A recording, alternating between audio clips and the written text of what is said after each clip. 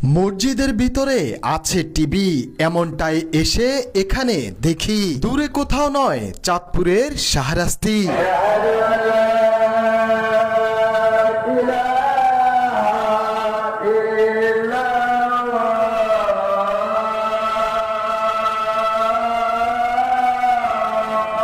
আজান হচ্ছে মধুর সুরে। আজান শুনে মুসল্লিরা একসাথে নামাজ আদায় করবে। আর এমন দৃষ্টিনন্দন এই কাঠের মসজিদ এখানে নির্মাণ হবে, এমনটা সেই গ্রামের কয়জনেই কল্পনা করেছে। তাল গাছে কত সুন্দরভাবে মাইক লাগিয়েছে, যেন গ্রামের সকল মানুষগুলো মধুর সুরে আজান শুনে।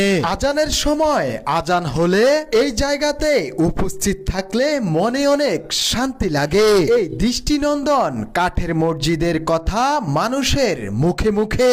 শুধু এই কাঠের মসজিদ নয়, এখানের আশেপাশে সব জায়গাগুলো আপডেট হবে। সুখবর হলো পরিকল্পনা এমনটা, এখানে একটি হাসপাতালও হবে। এই ভবনের কাজ চলমান, তাও কিন্তু সাধারণ মানুষের জন্য। জানলে অবাক হবেন আপনি নিজেও কি আছে এই কাঠের মসজিদের ভিতরে। চলুন তাহলে প্রবেশ করি আমি। কি আছে এই মসজিদে দেখাবো আপনাদেরকে। প্রথম প্রবেশ করা মাত্রই অনুমান করলাম গায়ে লেগেছে ঠান্ডা হাওয়া, আর মনের কথা কি বলবো, মনে লেগেছে আনন্দের ছোঁয়া। আমি সেখানে ভিডিও করতে গিয়ে দেখা হয়েছে, সেখানে উপস্থিত ছিল আপনাদের পরিচিত সেই চৌধুরী ভাই। তাই চৌধুরী ভাইয়ের জন্য আপনাদের কাছে দোয়া চাই। আমার একটি স্বপ্ন ছিল মসজিদের উদ্যোক্তার বর্তমান এ টু জেড এবং আগামী দিনের পরিকল্পনা আপনাদের সামনে তুলে ধরবো। দুঃখের বিষয় হলো চৌধুরী ভাইয়ের কাছে যখন সেই প্রবাসীর নাম্বার চাই, চৌধুরী ভাই উত্তরে জানালো সেই প্রবাসীর নাম্বার দেওয়ার অনুমতি নাই। তাই আমি এ টু জেড তুলে ধরতে পারি নাই। দেখুন, হাজার হাজার টাকার গোল্ডেন কালারের ঝালবাতি।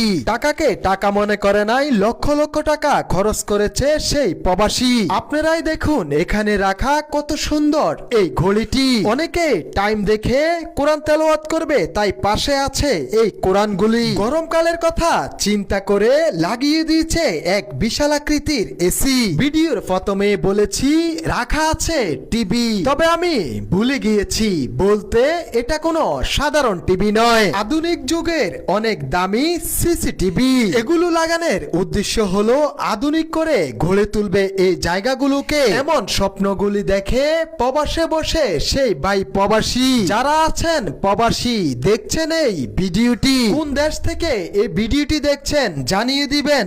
আপনি এত সুন্দর দৃষ্টিনন্দন কাঠের মসজিদ কোথায়